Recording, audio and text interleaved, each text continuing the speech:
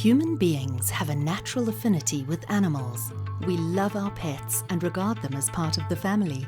We worry when they're ill, cry when they die. These are the chosen few. But what about the thousands of animal species that suffer at the hands of humans? Why is it that many humans can love some species so much and yet turn a blind eye to the pain and suffering of the innocent masses? Is it perhaps that they're not aware of the suffering? And if they were aware, would they act differently? Do the world's religions, who all preach kindness to all of God's creatures, support the notion that kindness is meant for just a select few?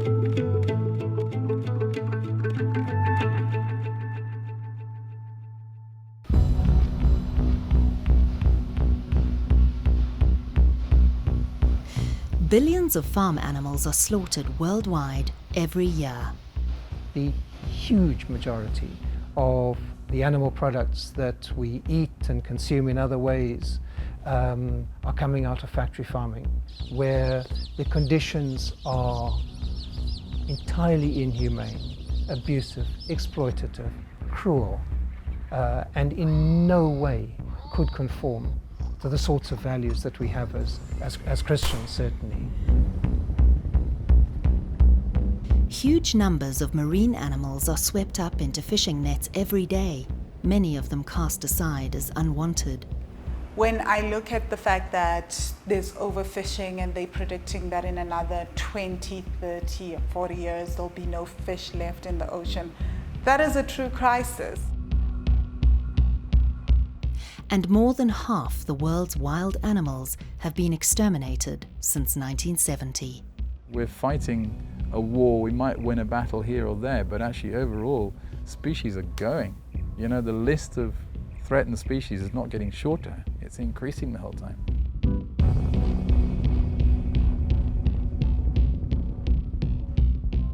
A core message in all the world's religions is kindness and caring. The Bible says, "May the Lord now show you kindness and faithfulness, and I too will show you the same favor because you have done this." Being made in the image of God, as we believe as Christians, human beings should act and behave towards each other as humans and towards our fellow creatures as God, being made in God's likeness, behaves towards and treats all of us, all of life on earth. The Quran strongly encourages Muslims to treat animals with compassion and not to abuse them. A good deed done to an animal is like a good deed done to a human being, while an act of cruelty to an animal is as bad as cruelty to a human being. All responsibilities with regard to how we live on this earth is a responsibility of a Muslim. So how we interact with all creation, whether it be fellow humans or animals or plants or just every creation on this earth, we need to tread on this earth lightly. In Judaism, the scriptures tell us that the highest form of wisdom is kindness. The world stands upon three things: upon the law, upon worship, and upon showing kindness. Being created in the image of God means that we have to show mercy, compassion. We have to be just in the way that God is. That's what imaging God means. So in our dealings with animals, we must be just and merciful as well. The Baha'i scriptures say, in all physical respects and where the animal spirit is concerned, the self-same feelings are shared by animal and man. The Baha'i teaching is very, very, very clear about the treatment of animals. We have a verse which tells us very clearly that we must show the utmost kindness to our animals. The Eastern religions all have a similar message. The Hindu scriptures say, "What sort of religion can it be without compassion?" You need to show compassion to all living beings. Compassion is the root of all religious faiths. No living being should ever be injured or sacrificed. That is the fundamental principle of Hindu way of life, because we believe that even that small creature, in the process of evolution, from animal realm it will come to the human realm and it will go to the realm of God. Buddha enjoined his followers, Just as a mother would protect her only child with her life, even so, let one cultivate a boundless love towards all beings. It's important to cultivate a kind intention, and then everything else happens almost spontaneously. We find ourselves getting involved in things that are kind actions, and we find ourselves saying kind words, and we find ourselves thinking twice before we buy more stuff.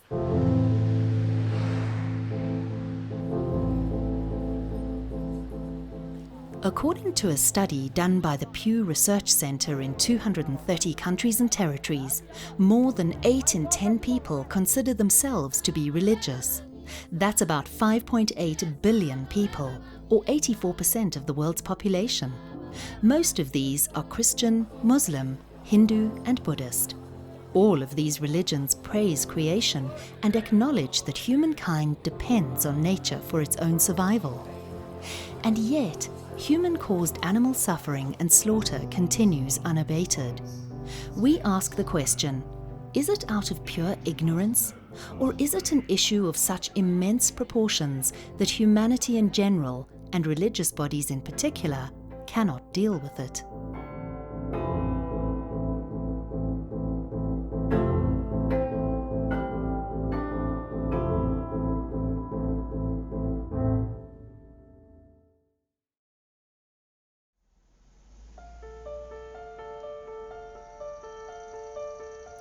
According to the Animal Protection Act of South Africa, animal cruelty is a criminal offence. This only applies to domestic animals and wild animals, birds and reptiles that are in captivity or under the control of humans. Aquatic and wild animals in their natural state have no protection at all. But there has been some progress. In December 2016, the Constitutional Court confirmed that the Constitution and Bill of Rights apply to the care and protection of animals. The court recognized that animals have intrinsic value as individuals, and they are sentient beings capable of suffering and experiencing pain. Before this, only the National Prosecuting Authority could prosecute someone for breaking this law. This landmark ruling grants the NSPCA the power to institute private prosecutions in cases of animal cruelty. In our fundamental laws, they are called things, but their sentience is acknowledged. And what we need to do is acknowledge that their sentience is not up for debate. For the past 24 years, Louise van der Merwe has worked tirelessly for the better treatment of farm animals. It's proven 1,000 times over in science now that these sentient beings are in our hands. The hierarchy of the world is such that we are the dominant species, and it is up to us to treat them, to give them lives worth living. We are their caretakers, their guardians. Sentience is the ability to feel, perceive, or be conscious, or to have subjective experiences. There's one specific verse that always comes to mind when we talk about animals, and it's in the Surah 6, verse 38. Dr. Ayub Banderkar is a Muslim veterinarian and a board member of the Cape of Good Hope SPCA. It says that even animals come from God and they'll be returned to God. They form communities like us. So they're not just physical material commodities that for us to use and abuse. They are beings of God. They are sentient beings. A little bit different to humans, but still sentient beings that need to be respected and cared for properly.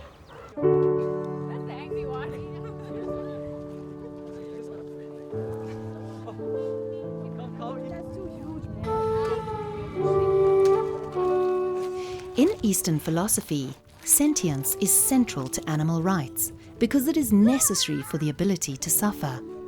Louise van der Merwe says it's the suffering that is hidden away from us. People don't even want to know about it. And that is because innately they don't want cruelty, they don't want to see cruelty, they don't even want to be exposed to it, they don't even want to think about it. That is how deeply we are against cruelty to all forms of life. If I feel pain and animals also feel pain, logic would dictate that then they should be treated the way that we expect to be treated. Mandla Kwamlana is the Company Relations and Campaigns Coordinator at SABC, the South African Faith Communities Environment Institute. Clearly, as a Christian, I know that animals were created by God alongside men, and therefore there's a need for us to be able to coexist with them, to understand that the space that we exist in, they equally have a right to that space.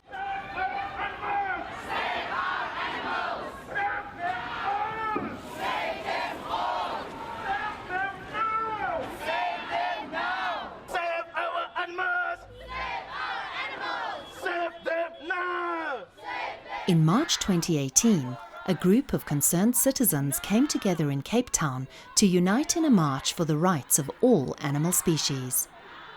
The Cape Town Unites for Animals March was supported and participated in by some 87 animal welfare organizations. What are we here for? Animal rights! When do we want it? Now! What do we want? Animal rights! The key demand, as it were, in support of which the march was held, was the recognition of animal sentience in the Constitution and in the laws of South Africa. What are we here for? Animal rights! When do we want it? Now! The organisers were Beauty Without Cruelty, Voices for African Wildlife Campaign and Talking Tree, all organisations whose main aim is to look out for the safety of all animals and to stop animal cruelty and abuse. This particular march was a handing over of a memorandum of demanding animal rights be considered being amended by the ministers of the Department of Environment and the Department of Water and Forestries. And Anthony Mitchell, Chief of Staff for the IFP, received the memorandum and made a commitment that those ministers would give an answer and be accountable to the marchers in the future. What are we here for?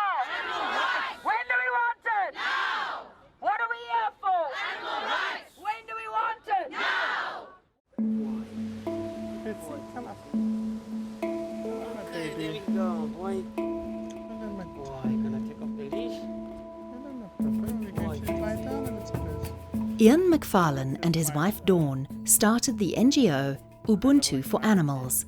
Its aims are to increase awareness about the treatment of animals globally, as well as to get influential religious leaders to acknowledge animal cruelty and to work together to outlaw it. Ian says he is often asked the question, should animals have equal rights to humans? Animal and human rights are inextricably interlinked. We cannot create a whole system solution without solving both simultaneously. I don't believe in animal rights. I believe it's civil rights. For instance, I'm not an animal rights activist. I'm a civil society activist because no civil society treats animals the way that we do. Nikki Buerta is passionate about bringing effective change to situations where animals suffer. She's intent on inspiring others to actively fight for a better society. We so often say animals don't have a voice. They do have a voice. We just don't listen and we don't understand. So I am here to talk on behalf of the animals, to tell people that how animals are being treated are unjust, unfair and unkind. Scripture doesn't talk about rights, either of human beings or animals. Frank Maltino leads the Animal Justice Program at SABC. It's all about the grace of God. It's all about our all being created by one loving, compassionate God who wants the best, loves and wants the best for and provides for all that God has created. I think the fundamental thing we need to grasp is that there's not an animal cause or a human cause or getting it right first for this. We are all one. And our dignity is wrapped up very, very tightly in the way we treat those at our mercy. I believe animals do deserve rights. The Quran has given animals rights, and the prophetic example has also given animal rights. With wild animals, we've also got to ensure that we do not disturb their natural environment, and if we do so in a minimal manner and in a manner that will afford them to still live a natural life. Animals should have the same rights as human rights. We often make the mistake of thinking that animal rights and human rights are mutually exclusive. They are not. When we elevate the rights of animals, we automatically elevate the rights of humans, because the way that we treat animals is indicative of us and our character as humans. And having a healthy relationship with animals and giving animals their rights also creates a healthier society. I do believe that animals, while they don't have rights in terms of South African law, they do have the rights that they are afforded by the Animals Protection Act. Belinda Abraham is the spokesperson for the Cape of Good Hope SPCA. I do believe that those rights are founded in the 5 freedoms, and those 5 freedoms should form the basis of the rights that animals have.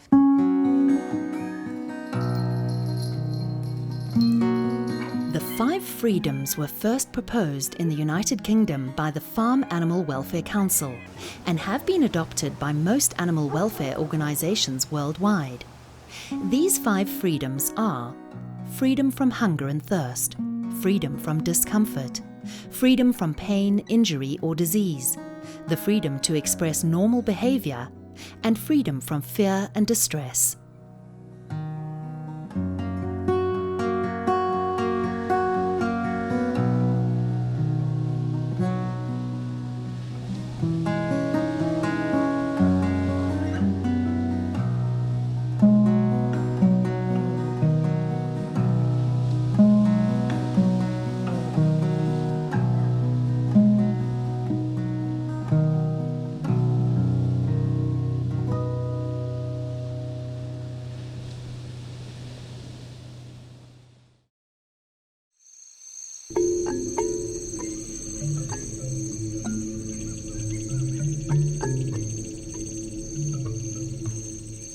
Early humans understood the individual special nature of animals. I've noticed in all indigenous tribal communities, in most faith, most religions do have that sacrificial component and a relationship with the animal. An animal is not willy-nilly just industrialized and produced and killed just for a selfish consumption of this arrogant human.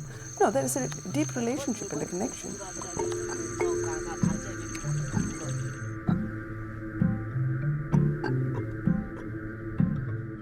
Nirmala Nair describes herself as a sociologist and systems-inspired permaculture designer. Her expertise is in developing strategies for fostering livelihoods that enhance deeper connections with the ethos of life. The sand people, when they're hunting, the hunter can run with the pack for days without really hunting the animal. And where the old or the wounded or one of the animal will stay back from the pack, and that's the animal which is meant for them, and then they'll kill that animal. And even after the animal is killed, there is a whole process of honoring the life that the animal is giving for the community.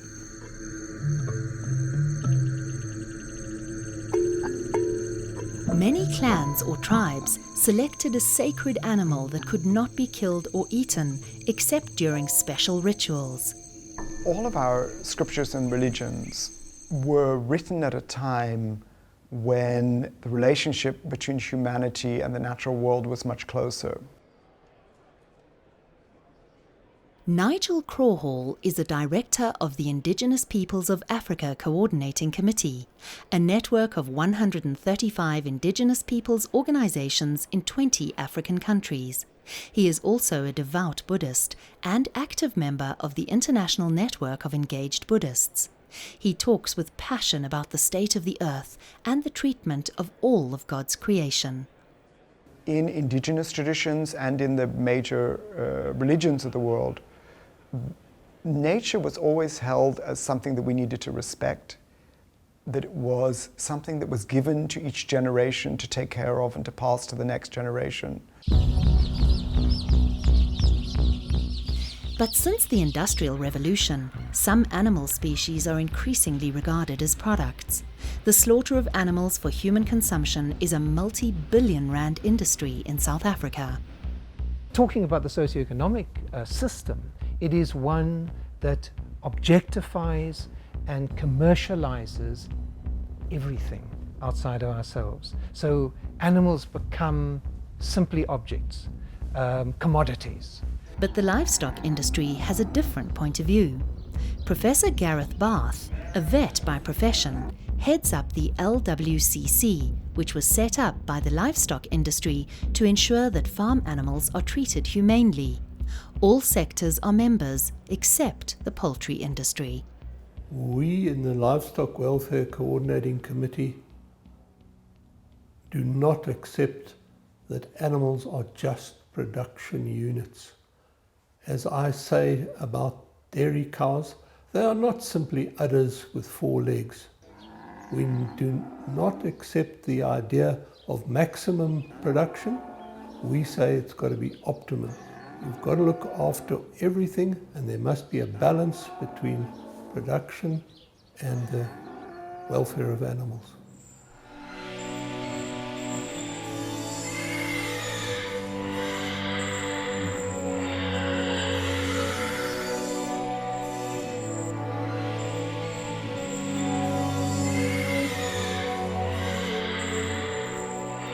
The Department of Agriculture, Forestry and Fisheries reports that about 3.5 million cattle will be slaughtered in South Africa this year, as well as 3 million pigs and 7.5 million sheep, lambs and goats.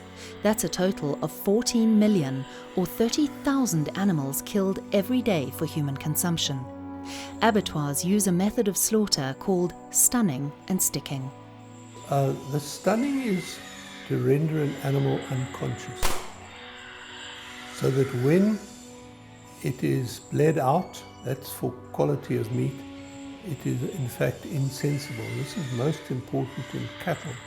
So we prefer to have animals stunned first and then bled out. For certain religious purposes, the animals have to be cut and then stunned. And we have to accept that because under our constitution there is the protection of religious freedom. According to the SA Feedlot Association, hormones are used by livestock producers to increase lean meat production. Without the use of hormones, cattle require about 3 years to achieve slaughter weight, whereas in South Africa, the aim is to slaughter animals at 18 to 24 months old. Anabolic steroids are used to improve the growth rate of animals, and they are allowed in South Africa. They are not an animal welfare issue.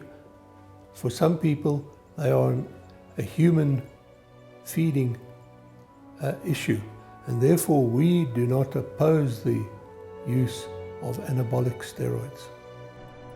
The use of steroids in meat production is banned in Europe. The scientific evidence for the ban is not sufficient, in our opinion, to justify their banning. Before he died, Stanley Curtis, the highly regarded professor of animal sciences at Pennsylvania State University, said that he found pigs to be amongst the most intelligent animals on Earth, on a par with dolphins. They're playful, friendly, sensitive and intelligent animals. Much like people, pigs are soothed by music, love playing ball and even enjoy getting massages. In nature, where wild pigs roam freely, they are natural scavengers. Professor Curtis said that pigs will also carry out activities with the sole purpose of experiencing pleasure and happiness, like rolling around in mud to cool down. On pig farms, their life is very different. When kept in cages, they can suffer from extreme boredom. In South Africa, the Department of Agriculture, Forestries and Fisheries suggests a cage size of 2 meters by 5 meters, and that the floor should be made of cement. The question of pen size is based on the minimum area allowed per pig, and this depends very much on the size of the piglet or the pig and their stage of production. There are international rules about this which we adhere to, Animals are very seldom on their own. They would be in groups of 10, 20, 50, 100, and that is all put together, and the total surface area must be at least those dimensions. Antibiotic growth promoters, or AGPs, are used in the poultry industry. They are banned in Europe and the USA. AGPs are used to cut costs by growing chickens at a much faster rate than normal. The time from hatching to slaughter has almost been halved.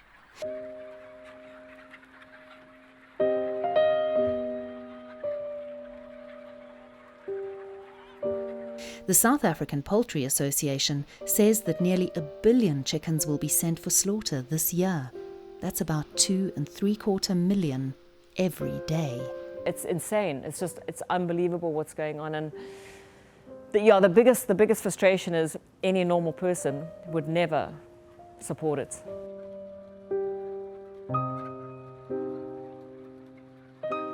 According to the SA Poultry Association's Code of Practice for egg production, hens aged between 17 and 18 weeks should be given a space of 17 by 17 centimetres and just 21 by 21 centimetres for hens over 18 weeks. That's less than the size of an A4 sheet of paper for each bird. These cages are banned in Europe. At the end of the day, it's all about, are the animals beings or are they products? And ethically, we have to draw the line and say they are not products. It's not okay for us to torment millions of animals that are voiceless and under our protection and care. We've ended up using animals as just a commodity, a material commodity to make profit. So we've taken away that respect and that connection to God, our personal connection to God, and also the connection that animals have with God. Animals do have a direct connection with God. They don't have to build a connection to God.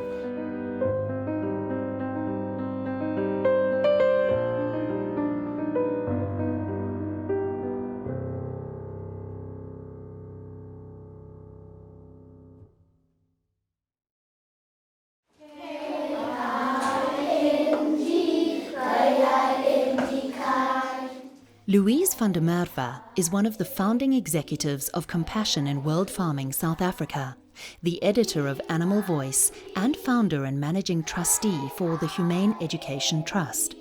She strongly believes that the key to encouraging a kinder world is through children's education. You're born with empathy. It's an innate condition, a skill that you have. Empathy is the glue that sticks communities together, people, families, whatever. Through her organisation, the Humane Education Trust, she has developed an animal welfare guide for teachers, which is now included in the national curriculum for schools in South Africa. Because it's in the curriculum, it's part of our CAPS document, it's quite easy to include animal freedoms or animal rights. At the moment, to the kids, it's still the freedom of animals. But as they grow older, they will realize there's a study that they can do about animal rights at the end of the day.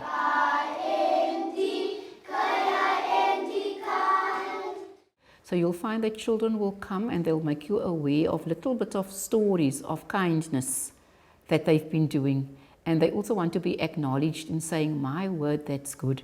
It's not fair. Yes, it's not fair. Yes, it's very, very unfair. What's wrong, friends? You are lucky and we are not. My stomach is empty and I got ticks and fleas, even in my ears. Ticks and fleas? It seems to me like you are a flea taxi. Good heavens, no wonder you're playing a guitar. Yes, I'm the luckiest one and I know it. All you need is a guardian. What's a guardian? A guardian is someone who makes sure you enjoy the 5 animal freedoms. The what? Let's ask the children. Another part on the children is, especially those who are not so academically privileged or challenged, they are the ones who usually do the acting. They speak well, and that also gives them that self-esteem. I've now discovered myself. I've discovered that I can do something good. Freedom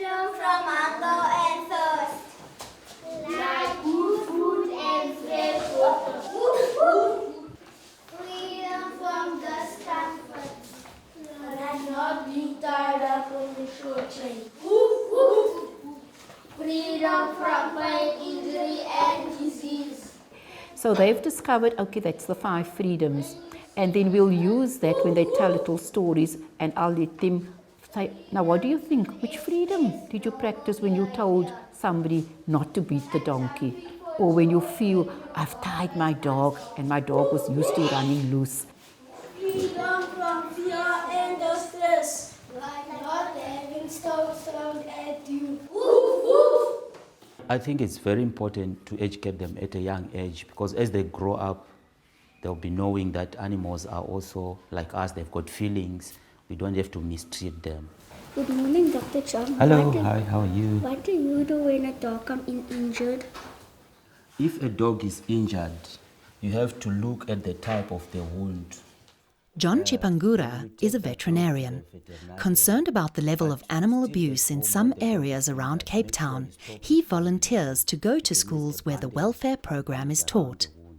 By seeing a veterinarian, by seeing people who are involved in animal welfare like Louise, they get to see the actual people who are advocating for taking care of animals. And I think they'll also take on the message back home to their communities, like they are our little advocates, because they will take whatever they are learning from here on the 5 freedoms for animals to their parents and their communities, and they will teach them as well not to be cruel to animals. I'll give my pet fresh water and fresh food every day. Every afternoon when I come from school, I brush him, I take my dog for a walk, then every week I wash him. Vivian says that they teach the values common to all religions. At our school, we have all religions, but we learn to respect. So our assemblies won't just be Christianity, but it will also be the values that are given. So our vision at our school is also the value-driven vision that we have. So values which apply to all religion. Your animals come in your Islam, there are animals as well. Your animals come into Buddhism. So each person's religion, little stories will come out. And children will say, but we've learned this at Sunday school, or we've learned this at Muslim school. So that is how we respect, and we also get input from the children. Would you like to hear a story? Yes, please. My dog Lorna. The sense of caring for animals and for all creation starts at home. Sometimes our dog Lorna scratches and scratches. Mom says she has become a flea taxi. Where someone said teaching a child not to step on a caterpillar is as valuable to that caterpillar as it is to that child. The animal welfare clinic is always ready to help.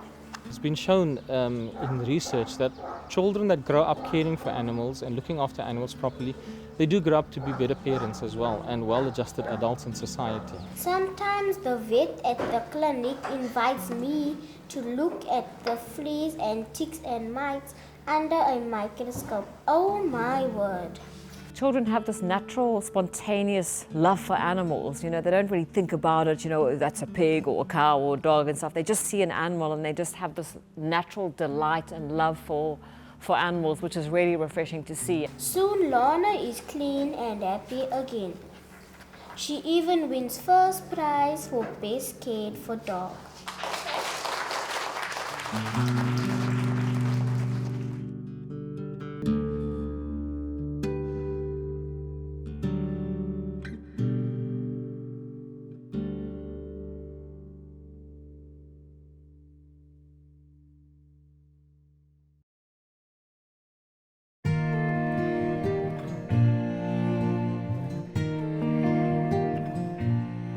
In his historic 2015 encyclical called Praise Be, Pope Francis said, "Our indifference or cruelty towards fellow creatures of this world sooner or later affects the treatment we mete out to other human beings.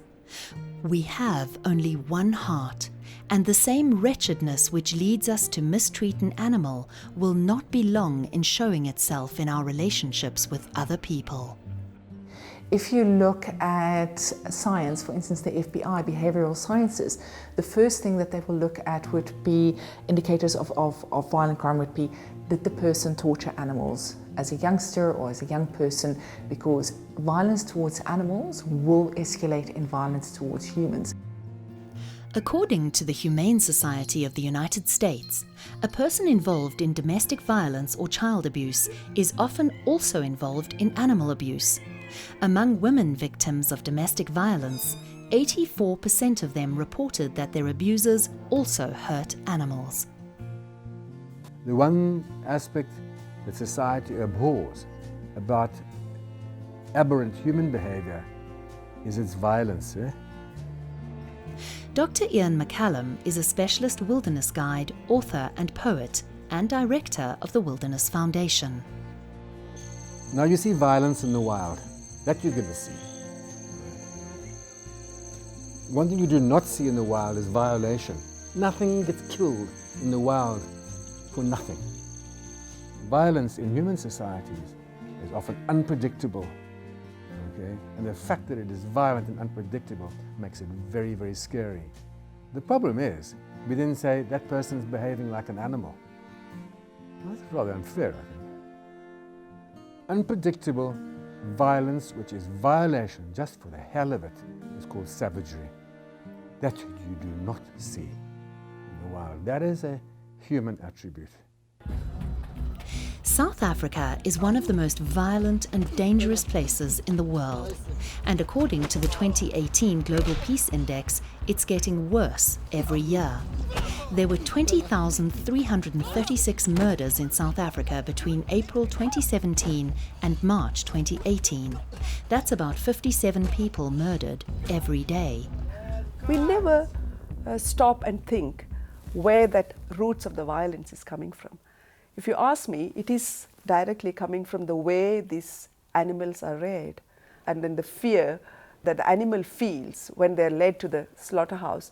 That fear is coming back through the meat that the people are eating. Vipassana has taught me that when you perpetuate violence, violence comes back to you. Vangile Makwakwa is a Vipassana meditator, yoga teacher and vegan, and a follower of the Buddhist way of life. It's karmic, it comes back to you in some form or another. So actually, for most of us, we're eating so much meat, and people don't understand that the meat industry is such a violent industry because it involves the taking of lives. That desensitizing process of projecting violence into our cultures, onto our plates, and endorsing it from a religious perspective has devastating consequences, not only for the animals, but also for our environment, also for our health.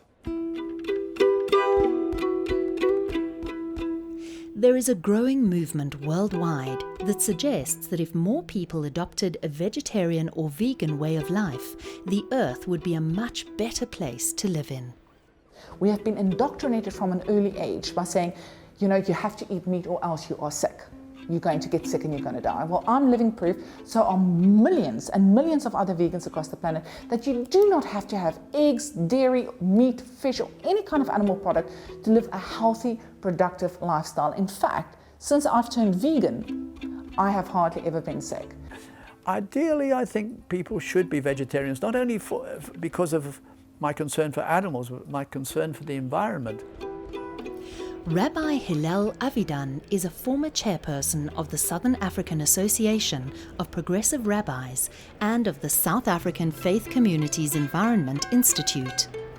Vegetarianism takes far less out of the environment. You have to provide a lot of food for animals that are going to be eaten. There's a much more economic usage of land if you avoid animals and just provide crops and fruit and vegetables. Well, I can tell you that if everyone became vegan, everyone would feel a lot healthier, would have less heart attacks, would have less diabetes, would have better everything. Joanne Lefson owns and runs Farm Sanctuary SA. She says the sanctuary aims to reawaken a connection between farm animals and visitors. Often people who want to go vegan go, yeah, but I can't do without cheese or I can't do without meat. But actually, you know, what can you do with? And I mean, waking up and feeling healthy, inspired, your body isn't a living grave, so to speak, it's just a great feeling. And so it's not so much about what you lose, but what you actually stand to gain. There are so many benefits of becoming a vegan. Health benefit is very clear. We can live healthy, vibrant lives as vegans and protect all the organs in our bodies by not taking on carcinogenic substances through eating animal protein and products. Socially, we can encourage less violence in society. Environmentally, the benefits are extremely clear, preserving the resources of the planet and being able to reverse this extinction that we're currently facing. Spiritually, we can also strengthen our faith by practicing a lifestyle of compassion and honoring all of God's creatures.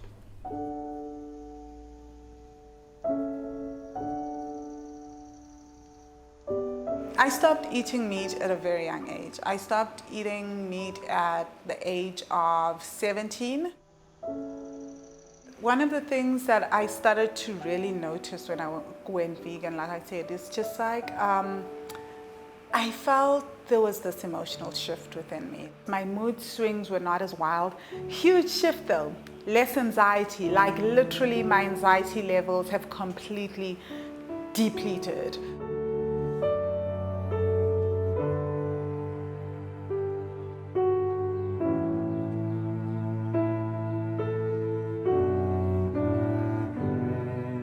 For Archbishop Thabo Makgopa, the crisis faced by animals hit home in January 2010 when he witnessed firsthand an event that was to leave a lasting impression on him. A massive earthquake hit Haiti, killing 230,000 people. But when I went to Haiti, together with Suleiman of Gift of the Givers and his team, to go and intervene a couple of days after the earthquake, yes, there was an unimaginable human crisis and tragedy of people, even after those days, still trapped in buildings. But the animals, nobody was also worried about them. The stock that died, the dogs that died. And I took a commitment then that for the next 10 years since Haiti, I will stop eating flesh as just a practical identification with the people of Haiti, but also with the animals that were being killed there. It's not something that I publish and talk about it, but it's what I'm doing. Spirit of God, you establish the dance of creation. Bring life out of death. Bring order out of chaos. Call us to radical action, to care for the web of creation, to share our resources justly, and to work for the renewal of our Mother Earth.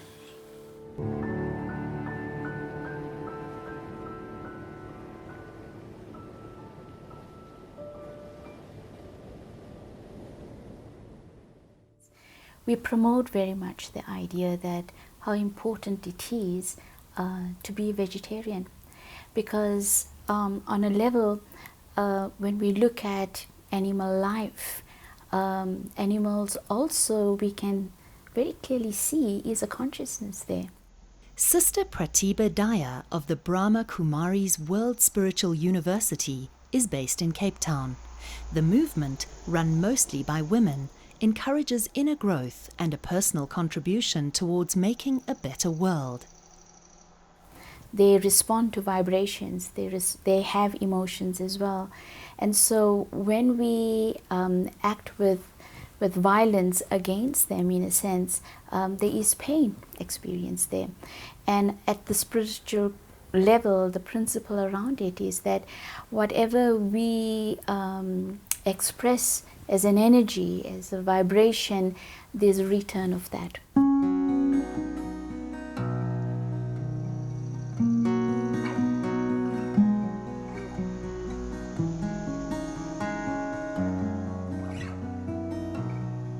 This, by the way, is what we call the Messianic age. We talk about Yemei HaMashiach, the days of the Messiah. Whether it's a personal Messiah or just a general Messianic period, it's something that Jews hope and pray for, a world of peace. And if people stopped eating meat, we would have a healthier world. We could live in harmony with animals and with other human beings. I mean, it is very, very utopian, I know, but that nevertheless is the Messianic dream that Jews have always had and have wanted to work towards.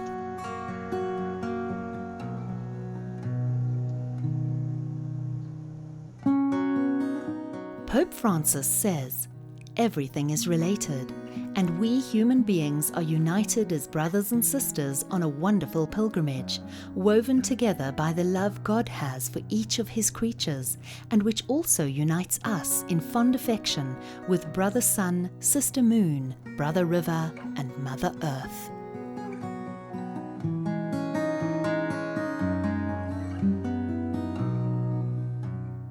Since you started watching this documentary, more than 15 million animals have been killed at the hands of humans. In the next 24 hours, the number will reach 400 million.